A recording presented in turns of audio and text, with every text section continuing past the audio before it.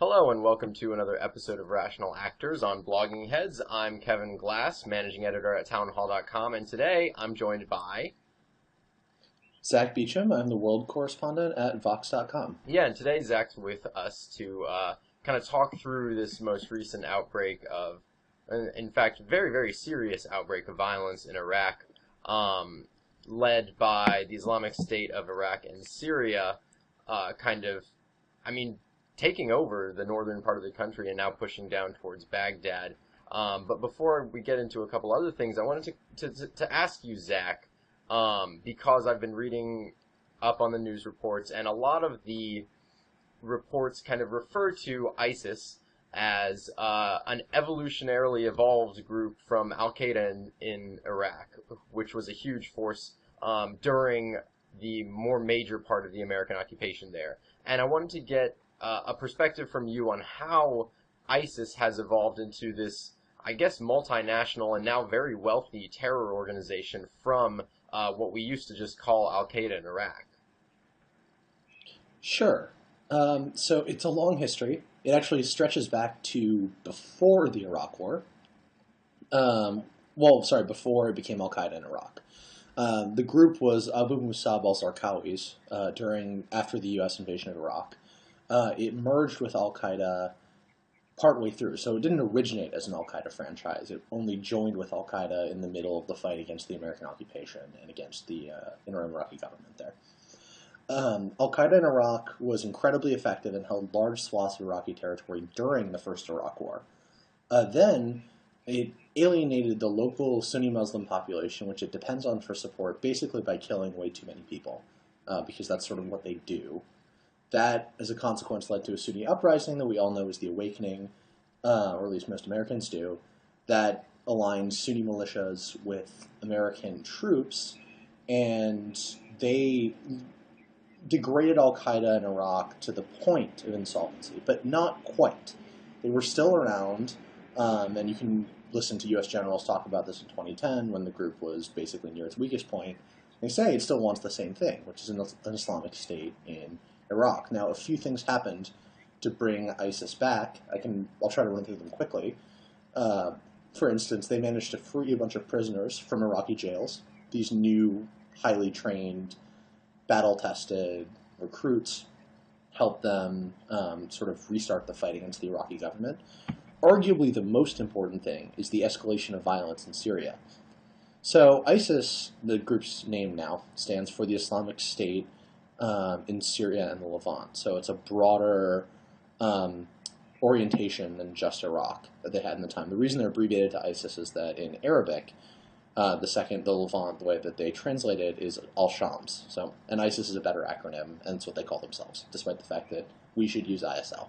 Anyway, that's neither here. I've seen that being referred to, and that distinction is helpful because I had seen ISIL and ISIS, and I wasn't sure exactly why.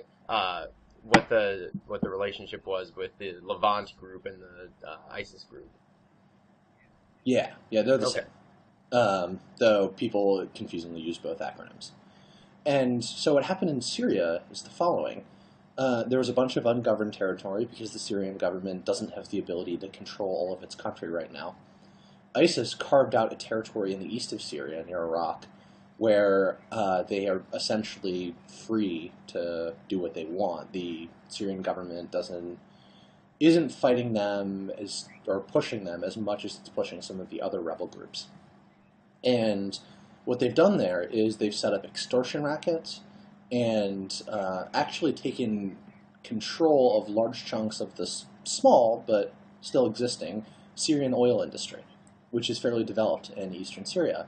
As a consequence, they use a combination of oil money and protection money to fund activities in Iraq. And this funding and the weapons that they get from Syria, too, because when you're fighting, you capture weapons from other groups, you get training by virtue of just being in combat, and they're much more well-funded, they're much better equipped, there are more of them than there used to be, and as a consequence, as the Syria war has dragged on, they've become increasingly threatening inside Iraq, culminating in this year their ability to first take control of chunks of other provinces, and then the big event being their seizure of Mosul, which is Iraq's second largest city, in northwestern Iraq. And that's really what revealed to everybody that this group was really, really serious and capable of, really threatening Iraq's control over its territory. Right. So how dangerous is this group now? I mean, like you said, they've taken control of Mosul, and from what I've seen, it looks as though some Iraqis in Mosul are just going about their lives as if, this is the status quo now. ISIL, should we just go with ISIL for this dialogue? ISIL is in control in Mosul, and they're, for better or worse, basically the governing authority there now. And I've also seen, like you said, they've come into a lot of wealth, a lot of funding, the ability to be a sustained organization for a very long amount of time.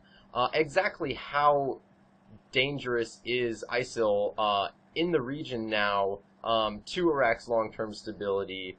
Do they have the ability to actually succeed in carving out a state for themselves, maybe between the borders of Syria and northern Iraq? So it's a tricky, complicated question in the way that you put it. The first answer is it depends on who you are, how dangerous they are.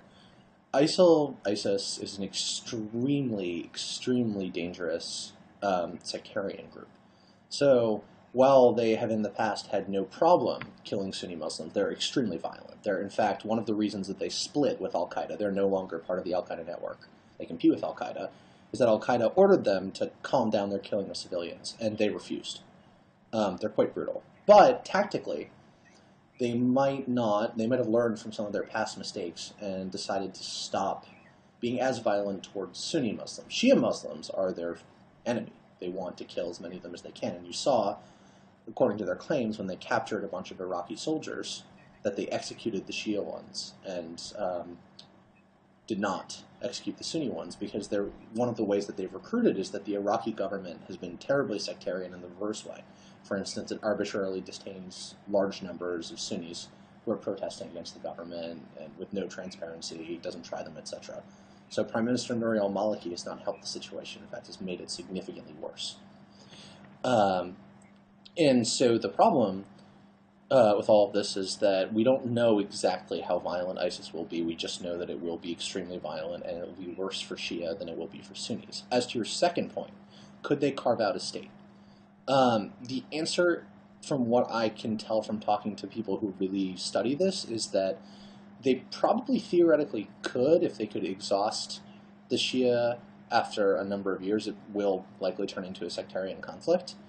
But if it isn't already, it's hard to say. But if they try that, first of all, they'll lose in sustained battles. They're significantly weaker in a conventional sense than the Iraqi government is. Second, there's no money up there. The provinces they control are economically dependent on Baghdad. They get a bunch of money in transfer payments from the oil industry, which is in the southeast and the northeast, and makes up 95% of Iraq's GDP. There aren't significant oil deposits in northwest Iraq or western Iraq where they have a presence. So that state would not be viable. One expert I spoke to compared it to Gaza in terms of what its economy would look like, which is, of course, a train wreck. And so they could make something that looks like a state, but it doesn't look like it would be sustainable. And in the meantime, they would have to survive the coming onslaught from the Shia portions of the Iraqi army, which is very well trained and well equipped, and supported by Iran too. So they're very dangerous, they're very violent, but they also aren't likely going to topple the Iraqi government anytime soon. All right, and you wrote a piece last week that I thought was really interesting, kind of painting this overview as President Obama's worst nightmare in Iraq, and kind of how the different strategies that he has proposed in Iraq have kind of come to a conflict here, right? In that we've mostly left Iraq, and upon our leaving, it's devolved, like you said, into this horrendously sectarian conflict. So it leaves us with a couple options. Militarily, we can actually send boots back on the ground in there, which it doesn't appear anyone wants to do and is highly unlikely. We can use our strategy of airstrikes, which we have used quite liberally in the past in Middle Eastern conflicts. We can deploy what President Obama has leaned heavily on in our anti-terror operations, which is the drone program, and kind of use drones as air support for the generally pro-stability forces in Iraq. I'll just call them the pro-stability forces in Iraq, which might be the current Iraqi government, which we nominally support despite their incompetence and questionable ethics, and kind of how all of these strategies are on the table right now, and it's unclear as to how President Obama is going to address it right now, and I wanted to kind of get your take on, you wrote this piece last week, and there have been a couple developments since. How do you think that America's response is going to go at this point?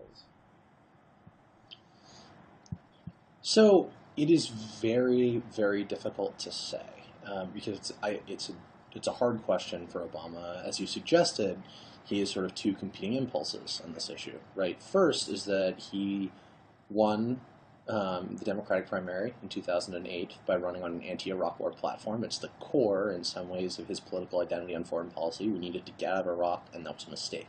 On the other hand, his administration has evolved into seeing drone strikes as a key, drone strikes and otherwise airstrikes, cruise missiles, planes, and so on, in coordination with local governments as the key counterterrorism option available to them. These are in direct conflict here, in part because we don't really know who to strike from far away, not that we don't think ISIS is bad, but because intelligence is really difficult, and coordinating strikes requires having really good knowledge of where people are and what the target is and what kind of bomb to use and so on.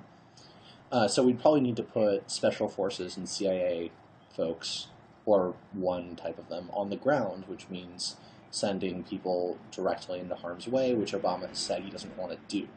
So he's in a dilemma. My suspicion, and I could be very wrong about this for reasons that I can get into later, but is that he will not do anything involving direct combat of U.S. forces. I think it is possible that, or rather the most likely thing the administration does, is deploys a series of American trainers, special forces troops that have experience partnering with foreign militaries, possibly even in Iraq before, to southern Iraq to work with Iraqi army groups on counterterrorism strategies and tactics, and generally how to deal with groups like ISIS. I think that is probably the most likely form of deployment. I'm not even sure that's likely. I think the administration might prefer to work through proxies and even develop some kind of implicit deal with Iran. And there are multiple reasons for this. I just think the strongest one is that they have a deep impulse not to get drawn back into the Iraq conflict. And they're worried that incremental deployments in the way that they did, say, in Vietnam, can escalate very quickly by virtue of feeling like you have responsibility and then getting internal pressure from the military to supply the entire mission and so on. And that's a risk they really don't want to take, because this is very complicated, a total disaster, and it's not clear that anyone is actually a side that you want to win, if you really wanted somebody to win. So staying out and not getting involved seems like the safer course in a lot of different ways. Now, or might from the administration's point of view. Right. What's the, you mentioned ISIS has had a difficult time with popular support because they've been so violent and they've been so brutal. What's the risk in airstrikes or drone attacks or other forms of aerial, non-on-the-ground support of kind of uniting the civilians of the regions that ISIS has taken over? Because obviously, one of the major debates that we've had domestically here in America is on the collateral damage of drone strikes, right? And that frequently civilians get caught in the crossfire here. What's the danger of these other forms of non-troops on the ground support uniting civilian populations behind ISIS in ISIS-controlled areas? If America starts striking these areas and a lot of different civilians and families and children get caught up here, they might see a common enemy in the United States, right, and start more materially supporting ISIS. Yeah, no one in Iraq liked the American occupation. it was not popular. I mean, you can make an argument that some people did, or some people who were really brutally hurt by Saddam. But on the whole, when I say no one, I mean like broad swaths of the population largely thought, with possibly the exception of the Kurdish regions, were not happy about it. They really, really did not like that, and the specter of the United States coming back has the potential to reignite anger at the occupation first, and second, in the Sunni areas that you're describing. Yeah, exactly what you just said. Not, I don't know if uniting, again, that's pretty broad, but saying that a bunch of people, Sunni Muslims who are sort of right now staying out of the conflict or not signing up with the side, see one U.S. airstrike go awry in their territory and reminds them of all of the things they hated about the American occupation and the chaos and the violence and the bloodshed, and they see ISIS as a group that was, being attacked by the Americans and attacking the Iraqi government that was oppressing them. I think that there's a distinct possibility that U.S. airstrikes could serve as a real recruiting mechanism for ISIS, especially if we don't have good enough intel to target ISIS troops without any collateral damage. Now, the Iraqi government also might do this on their own. In Fallujah, another Iraqi city, when they were fighting ISIS troops, they bombed pretty indiscriminately inside a city, which was obviously a huge moral mistake, and also tactically, it was that they aren't very good at fighting city to city against a group like ISIS, city block to city block. So the airstrikes felt like their only tactical option. It's almost certainly not worth the cost on purely strategic terms. So I'd say there's a serious risk with resorting to airstrikes too quickly. Yeah, I think that's right. Another issue I wanted to get into is, so basically a lot of conservatives now are saying, we warned about this, that in 2011, John McCain and Lindsey Graham and some other Republican hawks warned that a drawdown of U.S. forces in Iraq would lead to sectarian violence like this pretty quickly. And Mark Thiessen at the American Enterprise Institute dug up this speech from President Bush in 2007, maybe it was 2008, before he left office, basically warning the incoming president. It wasn't clear that it was Barack Obama at the time. But it was warning that for the next president, that drawdown in Iraq would lead to deepening sectarian violence, and American forces there needed to be there to kind of continue to provide stability because the government wasn't strong enough. People didn't like it. Clearly, we know now, we knew at the time as well, that the Iraqi government has not been governing in a I suppose, effective way. Do you think that they've got some points here, that maybe American troops left too quickly? Maybe, on the other hand, maybe this kind of violence was absolutely inevitable once we left. That, the sectarian divisions are just simply too strong and too deep, and this was going to happen no matter what. And it might not have been in the form of ISIS, but it would have been in the form because, the Shia government in Iraq has basically governed as, revenge governance for all the years of Sunni control, and they're being backed by Iran, who has an interest in sectarian governance in Iraq. So do you think that there's any merit to the claims being made by Republicans right now? Not a whole lot. I sympathize with the basic thrust of the argument, which is that there's probably more that we should have done. The problem is the specifics of it don't work, I think, for three big reasons. First, a U.S. presence in Iraq was not going to stop the conflict in Syria. ISIS became powerful in large part because of the chaos over there. American troops were not going to get involved if they were sort of hanging out in Baghdad or otherwise doing cooperation and training missions with the Iraqi government. Second, Iraq didn't want the U.S. to stay, and there was nothing the U.S. could do to persuade them. Specifically, let's say even the Prime Minister Nouri al-Maliki wanted the U.S. to stay, despite sort of what signals he sent. I don't think that's true, but let's pretend that it is. He also has major political constituencies to ask for, or to respond to. It is a sort of semi-democratic system. And a large chunk of the Shia population was uninterested in continued American presence there. And the Sunnis obviously weren't particularly interested in it either. And so absent, and his particular sort of power base is a large group of Shias, and he needed to answer to them and to different parts of his coalition, and they were uninterested in supporting any government that would have concluded an agreement for the American troops to stay. And we couldn't stay without a status of forces agreement. It's not clear what the United States could have offered them in order to ensure that our troops stayed for any extended period of time. And third, we had lots and lots and lots of time during the Iraq War to stamp out ISIS completely, and we didn't do it. We defeated them on the battlefield when we had a massive quantity of troops in the context of an ongoing Sunni uprising against what was then al-Qaeda in Iraq. That happened in the context of a broader war in which U.S. troops were deeply engaged for years and knew the relevant actors and were in the midst of conflict. This would not be the situation now, which would be having a much, much, much smaller number of U.S. troops who may have been raiding ISIS, but you can't destroy a group like this with just raids.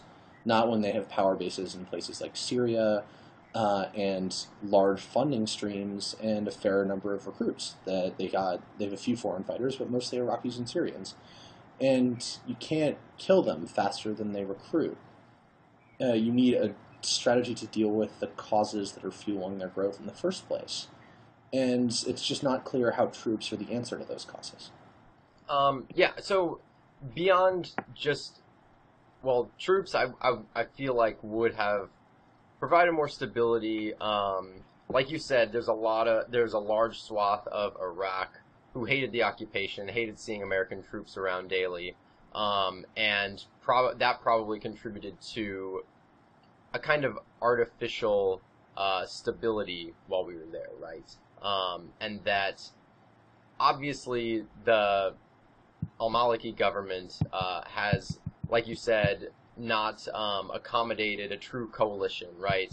They're not governing in a non-sectarian way. They have interests in kind of a Shia supremacy over there. Is there anything that we could have done to just say, you know what, like you said, it's a semi-democratic system, there are rules, there are laws, there are norms that we are nominally supposed to follow, and we did follow them, in that al-Maliki did formally request us out. Is there anything we could have done to say, tough, you have not formed an effective government, we have to stay, this is clearly going to devolve if we leave? Or is it simply the case, and this goes back to kind of original arguments about the Iraq War, is it the case that the sectarian divides are simply too deep in Iraq? Going there in the first place was inviting just a giant sectarian conflict, and a true coalition government of Sunnis and Shia and maybe some Kurds, we're not entirely sure if that would have worked either, is simply impossible in a region like Iraq. So something between the two of them would be my answer to this sort of broad picture question about Iraq. On the first point, there's nothing we could have done short of essentially threatening to reinvade, which would have been very bad. Kind of overthrow the political system that we had helped build. Right. Or at least just send troops there and invite them to attack us because we were invading their country. And that's not the point of having U.S. troops there. Second, I don't think that sectarianism is intrinsic to any particular country in this deep sense that, sometimes people say it's ancient hatreds and there's nothing you can do about it. That's not right. What the Sunni-Shia divide is in Iraq is political grievances between two blocks of the population who have treated each other badly at various different points in time and don't trust each other to wield power independently. That was going to boil over in a conflict if the Saddam Hussein regime fell in the way that it did. And unsurprisingly it did, and the occupation couldn't solve that. Does it mean that forever in Iraq they're doomed to a cycle of violence between Sunnis and Shias? No. I think that there are ways in which Iraqi political institutions could evolve to be more accommodating. There are things that the Maliki government could do to be more open to Sunni demands. For instance, stop mass arresting people. That seems like a very simple move that they could do. And I think that the Sunnis, on their part, could, if given sufficient olive branches, be willing to participate in an Iraqi government where they have real guarantees and minority rights and protections and so on. The problem is that's not a thing the United States can force. We can pressure Iraq on specific human rights issues.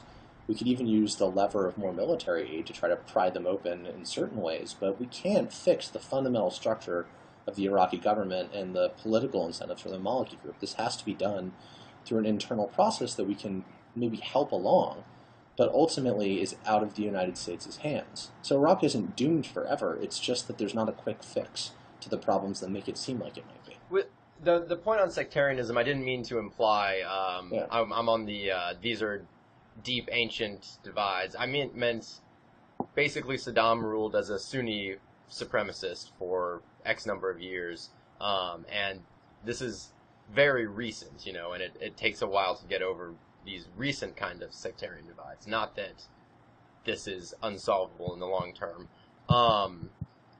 One, I think, last question before I think we have to go. Sure. So on the Republican side, a weird divide has emerged on critiquing the Obama administration, where I believe it's Lindsey Graham is encouraging the Obama administration to kind of form a subtle alliance with Iran so that the American government and the Iranian government can support the Iraqi government against ISIS. And, of course, there are Republicans who say, you talk to Iran at all, you're negotiating with terrorists or state sponsors of terrorism, and that's a no-go at all. Do you see any promise or merit in having this kind of unspoken or subtle agreement with Iran to support the Iraqi government in power? It's a tricky question. Iran is not a good actor on the whole. Their interests are in many ways strongly divergent from the United States in this region, particularly in Syria. And with that being true, it's not that you can form any long-term agreement where you're going to agree on what the Iraqi government should look like. You may come to some understanding about how to deal with the current conflict, but that's going to be a tension-fraught relationship. I think it can be done subtly and conditionally and slowly. Like, we have to talk to Iran about this because they're going to get involved and we're going to take political action supporting the same side. And it's going to be very difficult to do that without speaking to the other people that are doing the same thing. But it has to be done extremely cautiously and carefully. Doing it uncoordinatedly is not really, it's not so much an option. Anything the United States does will de facto involve supporting the Iranian position in the short term. Right. So it's whether there's a veneer of formal cooperation or not is almost irrelevant. Formal or informal cooperation could probably make different types of assistance to the Maliki government more effective, but it's important not to lose sight of the fact that this is also part of the Syrian conflict, one in which Iran is on one of the various different wrong sides. It just so happens that the wrong side that has bled over into Iraq is also one of the wrong sides that Iran and the United States opposes in Syria. So it's a very temporary arrangement that could be done as long as it's not formalized into some sort of broader agreement about what the Middle East could look like that sacrifices the interests of democratically inclined or otherwise just anti-Assad Syrians, then there's some merit to the idea of cooperation with Iran here. I mean, you said in Syria, Iran is one of many wrong sides. It's not. Is it entirely clear what we even want in the region right now? And does it even make sense? I mean, we're talking about Iraq here. Does it even make sense to confine this conflict to the borders of a state? Like you said, that